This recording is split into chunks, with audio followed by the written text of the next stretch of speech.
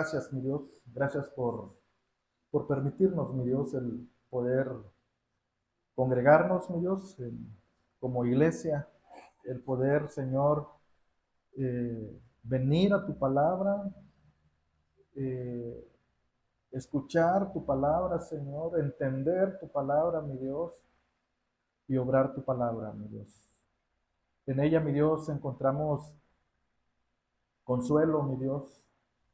En ella encontramos el propósito que tú tienes, mi Dios. Pero en ella también encontramos advertencias, mi Dios. Encontramos el peligro, Señor, que nos espera, mi Dios, cuando nos alejamos de ti, Señor. Así que te pedimos, mi Dios, en esta hora que nuestra mente, que nuestros sentidos, mi Dios, que nuestros pensamientos, que nuestros ojos, que nuestros oídos, mi Dios, que todo nuestro ser, Señor, esté enfocado en ti, mi Dios. Ayúdanos, mi Dios, en el nombre de tu Hijo amado Jesús. Amén. Así puestos de pie, hermanos, le voy a invitar a abrir su Biblia en, en el libro del profeta Oseas. Oseas capítulo 8. Y vamos a darle lectura únicamente, aunque la predicación va a basarse en todo el capítulo, vamos a leer solamente del 1 al 7. Oseas 8, del 1 al 7. ¿Sí? ¿Me puede indicar con un amén cuando tenga lista su escritura? Dice así la palabra del Señor. Vamos a leerlo de forma alternada. Pon a tu boca trompeta, como águila viene contra la casa de Jehová, porque traspasaron mi pacto y se rebelaron contra mi ley.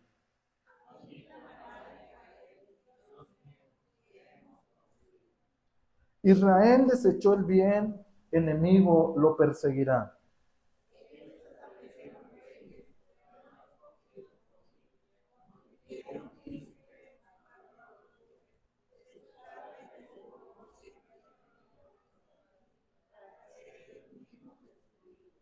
Tu becerro, oh Samaria, te hizo alejarte.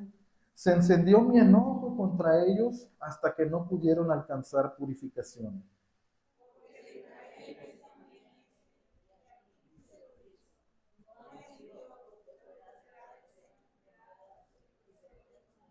Todos juntos. Porque sembraron viento y torbellino segarán. No tendrán mies, ni su espiga hará harina, y si lo hiciere, extraños la comerán. Pueden sentarse, hermanos. Pues vamos a continuar con la serie de predicaciones que estamos llevando a cabo o que está llevando a cabo nuestro pastor, pues basada en los profetas menores, ¿sí? La serie se titula 12 testigos, porque son 12 profetas menores, ¿verdad? 12 testigos de la fidelidad y la justicia de Dios. Y estamos viendo esta serie en el libro de Oseas. El libro del profeta Oseas es uno de los testimonios más proféticos, ¿sí? Y conmovedores de todo el Antiguo Testamento. En él encontramos el corazón de Dios revelado frente a la infidelidad persistente de su pueblo. Oseas profetizó 8 siglos antes de Cristo, en los últimos años del reino del norte, Israel, antes de la caída de Samaria, ante los asirios. Históricamente, en ese tiempo, Israel atravesaba un tiempo de gran prosperidad económica, pero a la vez también había una profunda decadencia espiritual. ¿Qué es lo que estaba pasando? Que la idolatría se había extendido en toda la nación. Tanto los líderes políticos, tanto los sacerdotes, el pueblo en general había sustituido a Dios por idolatría. El tema central en este libro es precisamente la infidelidad del pueblo de Dios, ¿sí? En contraste, la fidelidad del pueblo de Dios en contraste a la fidelidad de Dios, es decir, un pueblo infiel, ¿sí? En contraste contra un Dios que es fiel, ¿sí? Y el profeta Oseas utiliza unas imágenes que son fuertes para ilustrar cómo estaba actuando el pueblo. El capítulo 8 que acabamos de leer pertenece a una sección donde el profeta anuncia claridad, anuncia con claridad el juicio que viene sobre Israel. Y el tono de las palabras del profeta Oseas es un tono urgente, es algo que ya no puede esperar, es como una alarma que está sonando. Allí en el capítulo 8, en el versículo 1, comienza diciendo, pon en tu boca trompeta. Dice, como águila viene contra ti la casa de Jehová, porque traspasaron mi pacto y se rebelaron contra mi ley.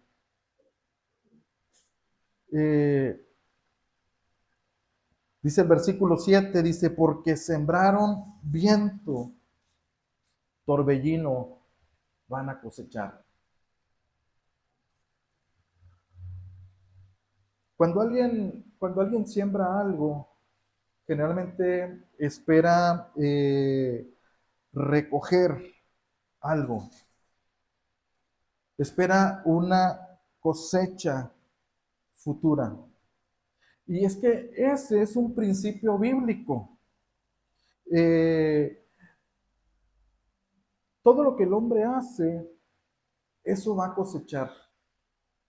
Las acciones de los hombres van a producir consecuencias que no se pueden evitar.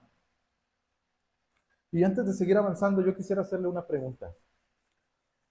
Una pregunta que me confrontó a mí y que me hizo reflexionar.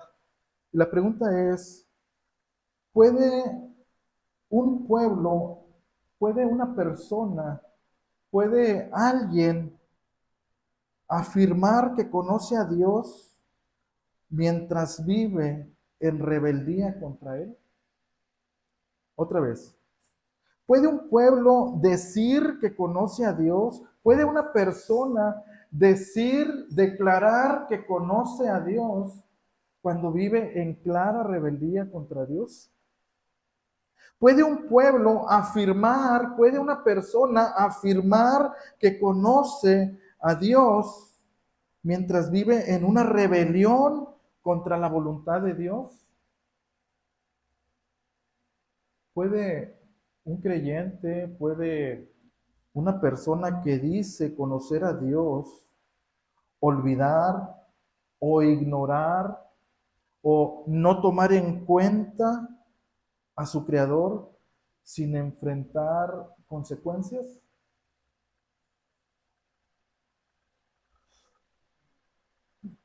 Mire, un agricultor sabe que lo que siembra en la tierra, eso va a germinar,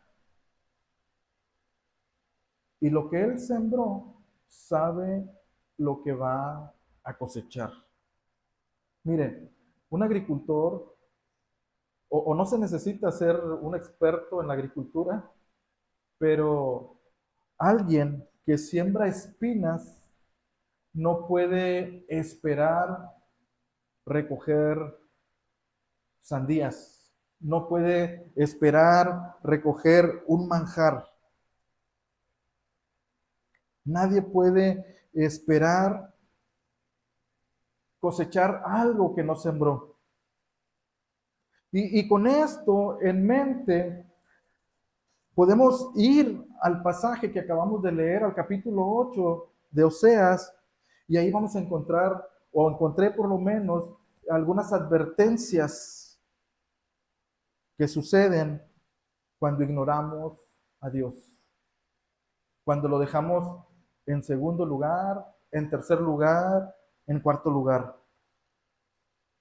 Y la primera advertencia que hay es una advertencia de autoengaño. Hermanos, esto es de cuidado, porque confesar a Dios como Señor sin obedecerlo es autoengaño. Comienza ahí el profeta diciendo: pon a tu boca trompeta.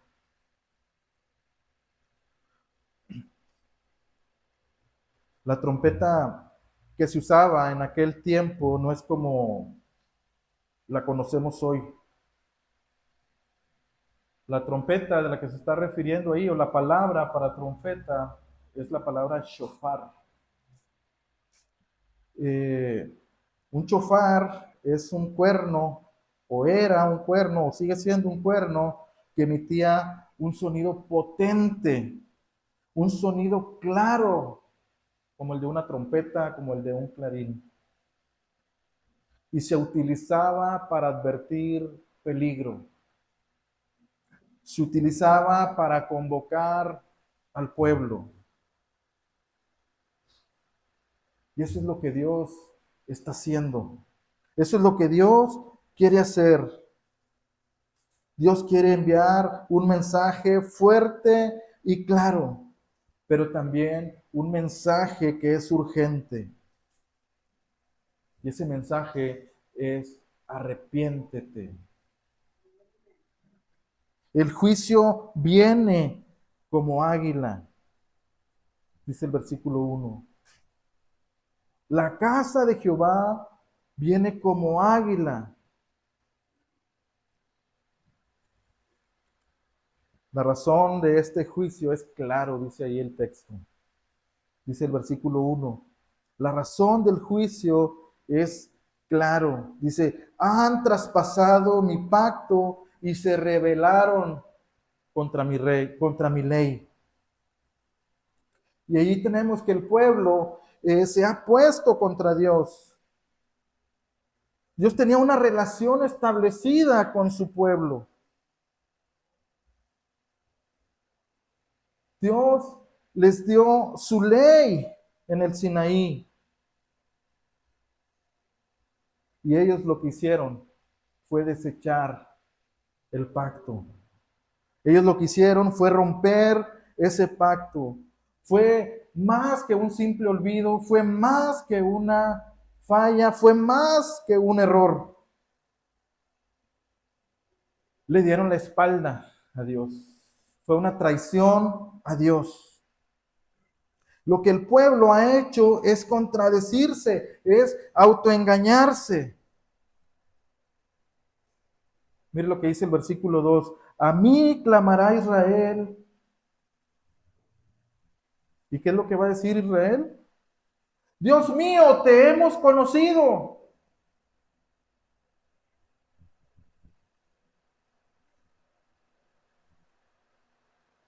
Pero,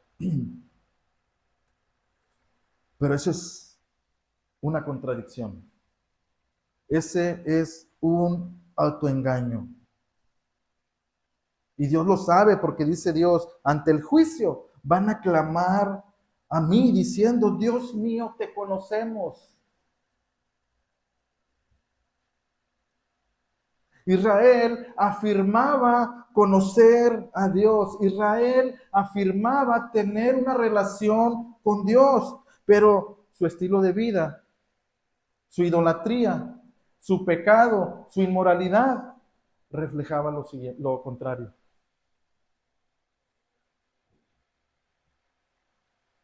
¿Y sabe qué? Eso Dios lo sabía. Conocer a Dios, como dicen ellos que conocen a Dios, implica tener una relación genuina con Dios. Implica tener una relación profunda con Dios.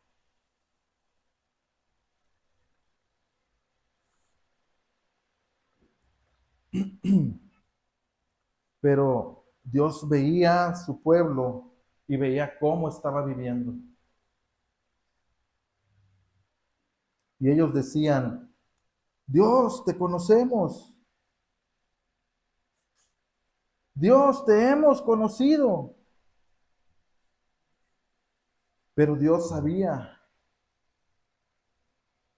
Dios conocía que ellos se estaban autoengañando. Porque dice el versículo 3, dice, Israel desechó el bien y enemigo lo perseguirá. Hermanos, si somos hijos de Dios, pero desechamos a Dios, ignoramos a Dios, desobedecemos a Dios, nos va a traer consecuencias. Israel desechó el bien, enemigo lo perseguirá, dice el verso 3. Y la primera advertencia es clara. Confesar a Dios sin obedecerlo es autoengaño. Y eso trae consecuencias. Eso trae juicio. La primera advertencia que encuentro aquí es que si confesamos a Dios sin obedecerlo, es un autoengaño. Pero hay un segundo autoengaño ahí. Hay una segunda advertencia. Y esa segunda advertencia tiene que ver con la idolatría. Si confesamos a Dios como Señor y no le obedecemos, somos autoengañados. Nosotros mismos nos engañamos. Y la idolatría es otra advertencia. La idolatría es fabricar tu propia destrucción. Pero, ¿qué es idolatría? Hemos escuchado acerca de la idolatría, hemos señalado acerca de la idolatría, pero le voy a compartir dos definiciones que encontré por ejemplo, el diccionario bíblico Vine dice que la idolatría es darle forma a algo que no existe, a algo como una idea o a algo vacío. Y dice también es una cosa de nada. Eso es idolatría. Darle forma a algo que no existe como una idea o algo vacío es también una cosa de nada. Otro diccionario, el Allman, dice es adorar, es reverencia, es rendir honores por una percepción equivocada del poder de Dios a un objeto o persona. Mire, quizá usted pueda decir, yo no soy idólatra, pero no sé, quizá le suene familiar, pero un político, un gobernante puede ser un ídolo cuando le atribuimos el poder de Dios sobre nuestra vida. Por ejemplo, como el bienestar. Dice el versículo 4, dice, ellos establecieron reyes, pero no escogidos por mí. Israel había comenzado a tomar una serie de decisiones políticas sin consultar la voluntad de Dios. Y si nos vamos al capítulo 1 de Oseas, nos da un panorama de lo que estaba sucediendo. Allí se menciona que el ministerio del profeta Oseas es cuando eran reyes de Judá, Usías, Jotam, Acaz, Ezequías, en Judá y en Israel, Jeroboam II. Y ahí nos enlista a 5 reyes, 5 historias distintas, pero con un mismo peligro, con una misma advertencia. La traición a Dios siempre terminará en la ruina del pueblo. Eligieron reyes no escogidos por mí. Dice el verso 4, continúa ahí diciendo, constituyeron príncipes, mas yo no lo supe. Y no significa que Dios no se dio cuenta.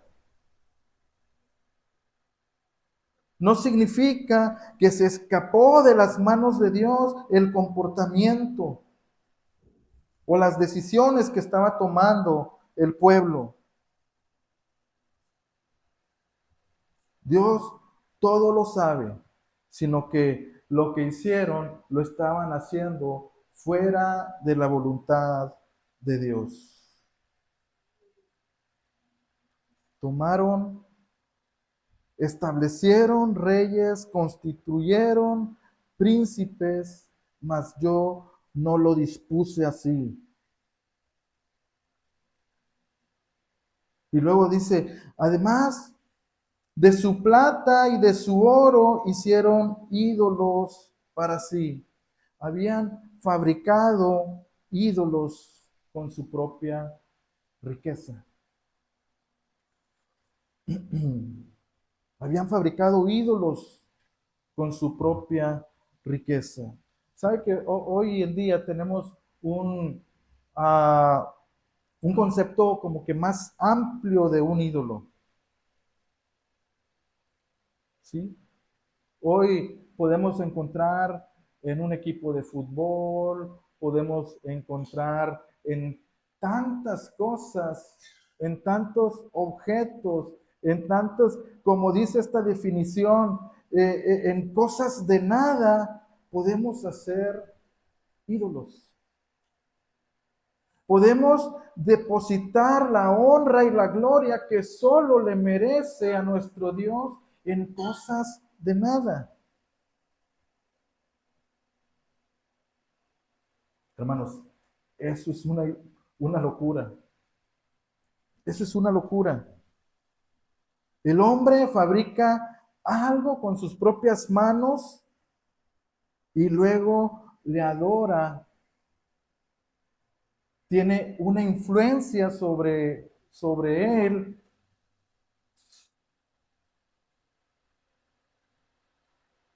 Y es algo vacío.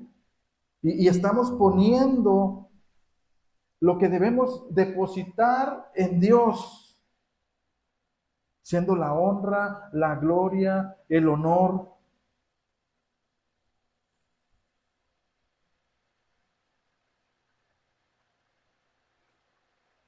Y a veces hacemos eso nosotros también.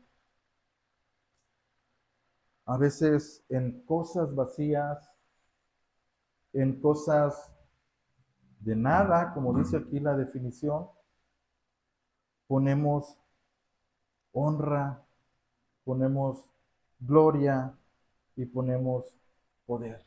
Pero eso solo le pertenece a Dios. Luego ahí en el versículo 5 introduce una figura, un símbolo.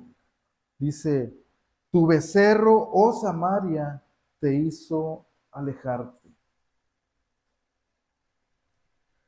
Este becerro recuerda al becerro de oro de Éxodo. ¿Sí?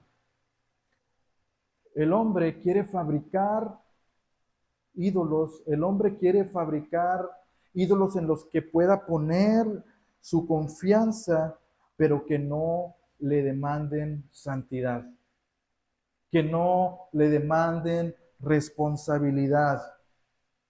El hombre quiere un Dios que pueda ser controlado. Y parece que eso al hombre le da cierta satisfacción, le da cierta seguridad. Y parece que los ídolos dan seguridad. Hay personas que si no traen su ídolo, se sienten desprotegidos. Hay personas que si no traen 500 pesos en la bolsa, creen que no saben, no valen nada. Hay personas que piensan que si no sacan un carro del año, no valen nada. Parece que los ídolos dan cierta seguridad a las personas.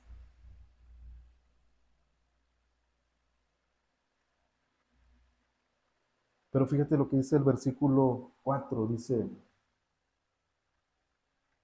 el versículo 4, y de su oro hicieron ídolos para sí, para ser ellos mismos destruidos. Los ídolos pueden dar seguridad, pero los ídolos son destruidos, son cosa de nada. Así que la primera advertencia que hay ahí en Oseas 8 es confesar a Dios sin obedecerlo es autoengaño y trae consecuencias. Otra advertencia tiene que ver con la idolatría. La idolatría destruye. Y hay una tercera advertencia ahí. Dice,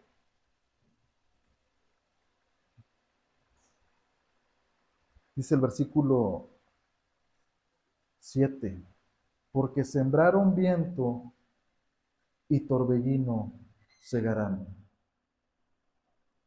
La tercera advertencia tiene que ver con el fruto de lo que sembramos. Mire, el pecado es una semilla que siempre va a dar un fruto. Pero ese fruto es un fruto amargo. Hermanos, jóvenes, adultos, pongan mucha atención en esto. El pecado ofrece satisfacción, el pecado ofrece placer, el pecado ofrece deleite, pero son cosas temporales,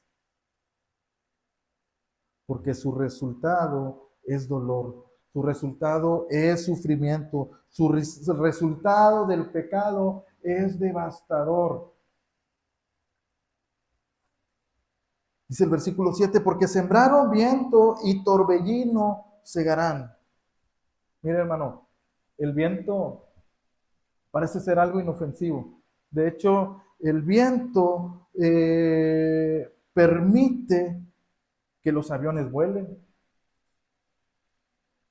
En alguna ocasión yo me hacía esta pregunta, ¿cómo es posible que una construcción, una nave, un vehículo como un avión que puede llegar a pesar toneladas, cómo es posible que pueda elevarse por el aire y mantenerse en el aire?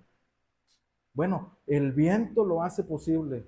El viento hace posible que los aviones vuelen. El viento hace posible que podamos volar un papalote. El viento hace posible que nos refresquemos también del calor sofocante.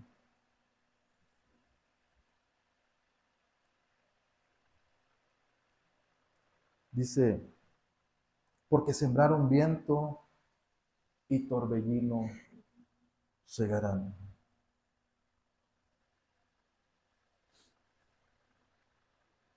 El torbellino que habla aquí, el pasaje, es una palabra hebrea para describir una tormenta devastadora. Es para describir un huracán. Hermanos, el pecado comienza con algo aparentemente pequeño, aparentemente insignificante, pero sus consecuencias crecen hasta convertirse en un huracán.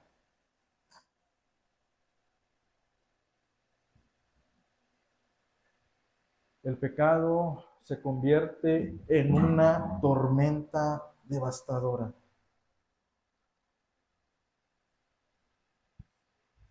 El fruto del pecado es un fruto amargo. Y continúa ahí el versículo 7 con otra imagen, una imagen que tiene que ver con la agricultura. Dice, la mies no dará harina. Es decir, la cosecha será estéril. El esfuerzo humano siempre terminará siendo inútil. Y parece que la caída por el pecado eh, es inminente para Israel. Dice el versículo 8, lo dice claramente, dice, devorado será Israel. Israel será devorada. Mire, la nación que decía ser, que decía conocer a Dios, que decía ser el pueblo de Dios, terminará consumida, terminará destruida, terminará absorbida por las naciones. Y dice ahí, dice, devorado será Israel y pronto será entre las naciones. ¿Cómo? Como vasija que no se estima. Le quiero preguntar a mis hermanas, ¿hay alguna vasija que usted no estime? ¿Hay alguna ahí de sus trastes? Yo recuerdo, no voy a decir a mi esposa, pero a veces hasta un traste de mantequilla que me lo anda exigiendo, ¿sí? Eh, la ilustración dice que Israel será devorado como vasija que no se estima. Y yo pensando en una ilustración de esta cuestión, pensaba en la cubeta de un albañil. ¿Ha visto la cubeta de un albañil? No está mi hermano Augusto. ¿Cómo, para qué le sirve una cubeta después de que la usó un albañil y que no la lavó? ¿Para lavarse las manos? ¿Para lavar trastes? ¿Para lavarse los pies? ¿Para qué le sirve una cubeta de albañil? Yo creo que ni para echar la basura ahí. Eh, Hermanos,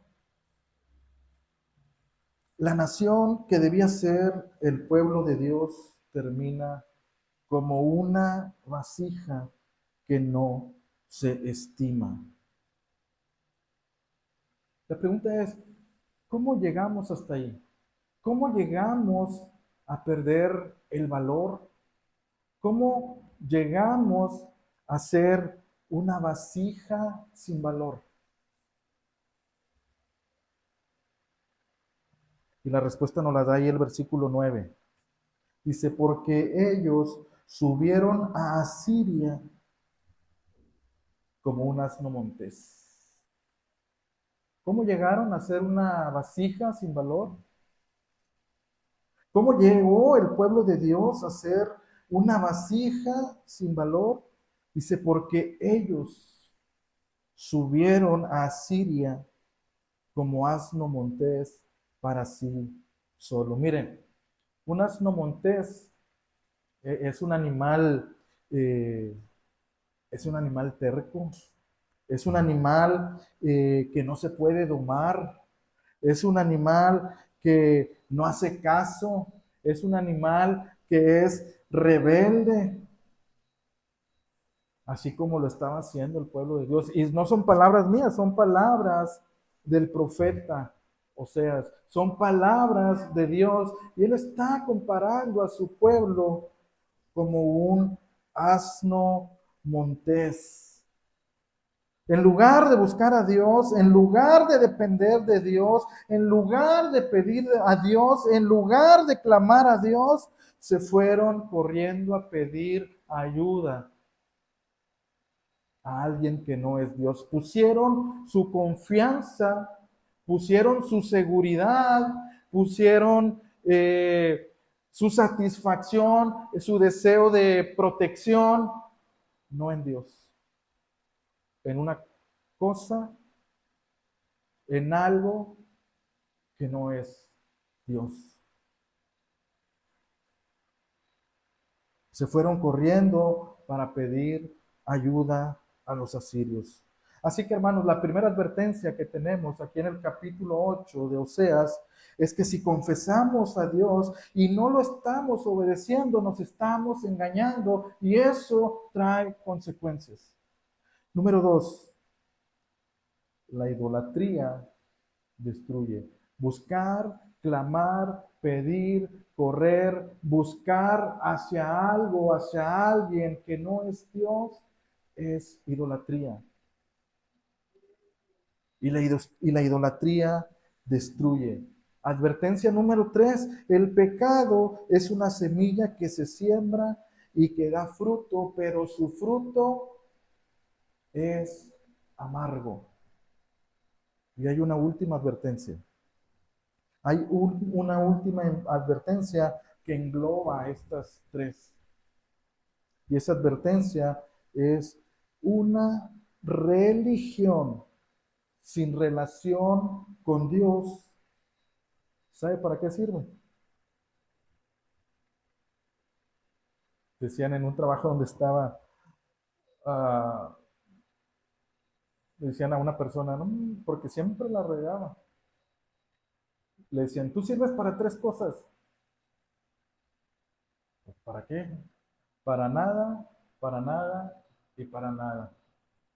Hermanos, una religión sin una relación personal y genuina con Dios no sirve de nada.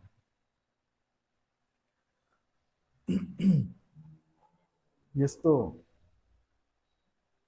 parece algo irónico porque dice ahí el versículo 11, dice, porque multiplicó Efraín altares. Parece que hay crecimiento espiritual. Porque multiplicó Efraín. Sabemos que cuando está hablando de Efraín, se está refiriendo al reino del norte, ¿sí? A Israel. Después de la división de los reinos, donde la capital es Samaria. Y dice, porque multiplicó Efraín altares. Y parece que hay un éxito. Parece que el pueblo está buscando a Dios. Pero multiplicó Efraín altares para pecar, dice el texto. Tuvo altares para pecar. Mire, el altar es el lugar donde se debería de ofrecer adoración verdadera a Dios. Y esos lugares los convirtieron en centros de idolatría. El problema, el problema no son los actos de adoración. Es decir, el problema no es lo que hacemos cuando decimos que adoramos al Señor. Ese no es el problema. El problema es la corrupción. El problema es el corazón.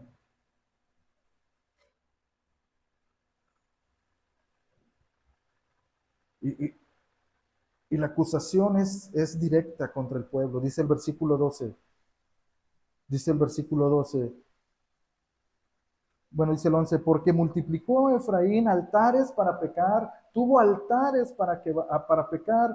Dice, le escribí las grandezas de mi ley y fueron tenidas por cosa extraña.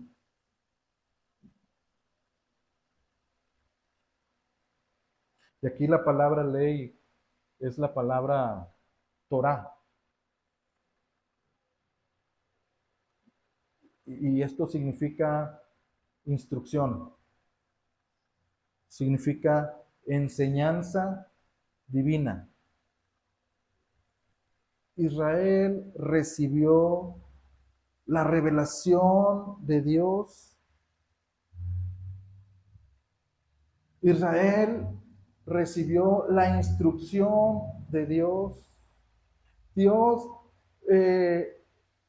enseñaba al mundo conocido las proezas que él hacía para su pueblo.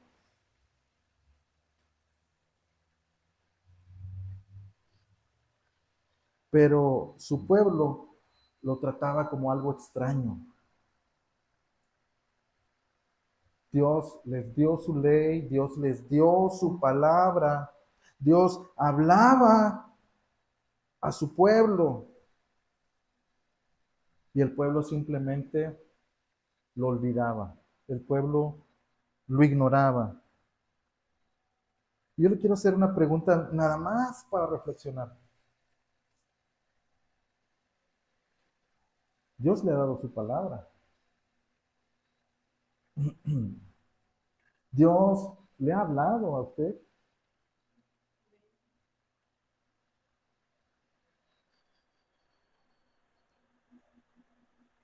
Y la pregunta es, ¿usted qué ha hecho cuando Dios le habla? ¿Usted qué ha hecho cuando Dios le ha dado su palabra? ¿La obedece? ¿Trata de obedecerla o lo ignoramos? ¿O hacemos oídos sordos? A lo mejor decimos, no, no, no, no, eso que está hablando el pastor, eso es para mi esposo, es para la hermana, pero a lo mejor Dios te está hablando a ti. Dios nos ha dado su palabra.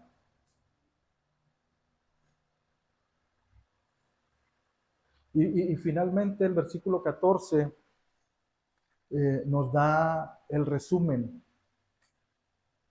de estas advertencias. Nos da el resumen de la raíz del problema. Dice el versículo 14, olvidó pues Israel a su hacedor. Olvidó pues Israel a su creador. Y ahí la palabra hacedor está con una H mayúscula. Ahí olvidó pues Israel a su Dios. No, no es un olvido momentáneo, no es ay, no me acuerdo cómo se llama lo que dijo Dios que no hiciera. No es una pérdida momentánea de la memoria.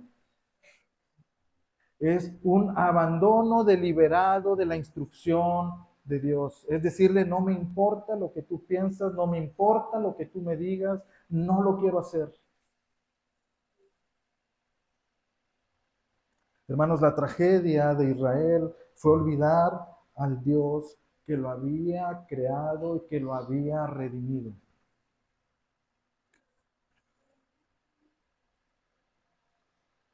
Son, son advertencias para el pueblo de Dios. 800 años antes de Cristo se da este mensaje. Pero es un mensaje que también tiene su aplicación hoy. Es un mensaje que no podemos desechar, porque si lo desechamos es olvidarnos de nuestro Creador.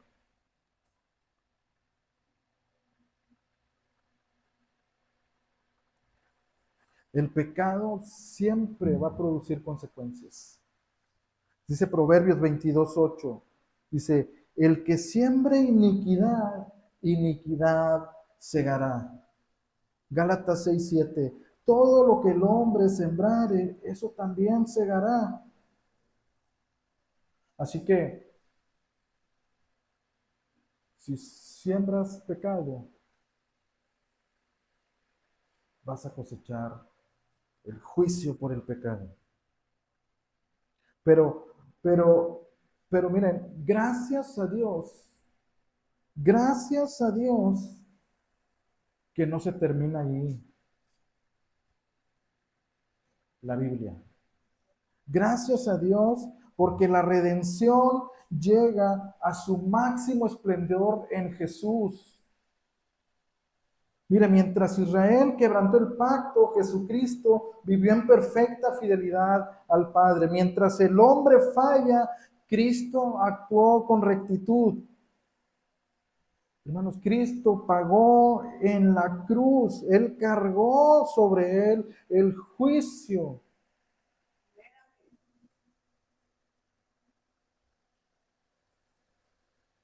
Y ahora, el juicio por el pecado. Y ahora, Él abre el camino para reconciliarnos con Dios. Mire, por medio de Cristo, aquellos que están lejos pueden volver a Dios. Aquellos que habían olvidado a su Creador, hoy pueden ser restaurados a una relación viva, una relación verdadera, una relación genuina, a una relación personal con su Creador. Hermanos, la exhortación es clara. Debemos examinar qué es lo que estamos haciendo. ¿Qué es lo que estamos sembrando? ¿De qué es la semilla que estamos sembrando hoy? Hermanos, estamos llamados a sembrar fidelidad, estamos llamados a sembrar obediencia, estamos llamados a sembrar amor.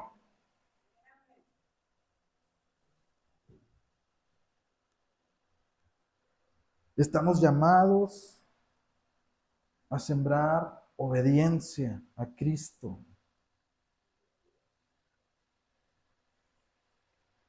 Hermanos, que el Señor nos conceda la gracia de vivir en obediencia genuina y verdadera y en una comunión profunda, verdadera y personal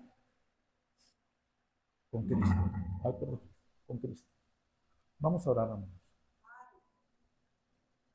Señor, gracias por tu fidelidad, Padre. Gracias, Señor, porque en tu palabra, mi Dios, podemos ser confrontados, mi Dios. Podemos, Señor, ser contrastados, mi Dios, de que tú eres un Dios santo y que nosotros, Señor, somos destinados a muerte eterna, mi Dios, por el pecado en nuestras vidas, mi Dios. Pero tu fidelidad, Señor, nos persigue, Padre.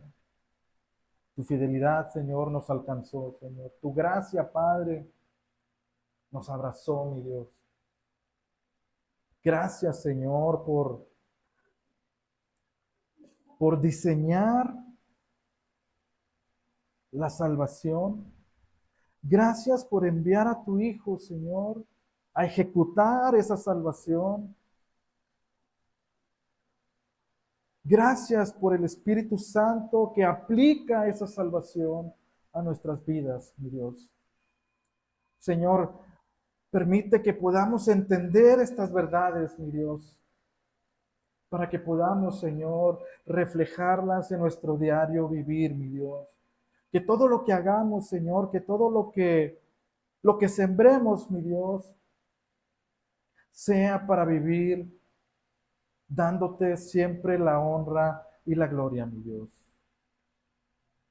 Perdona nuestro engaño, Señor. Perdona nuestra idolatría, Padre. Perdónanos, Señor. Gracias en el nombre de tu Hijo amado Jesús. Amén.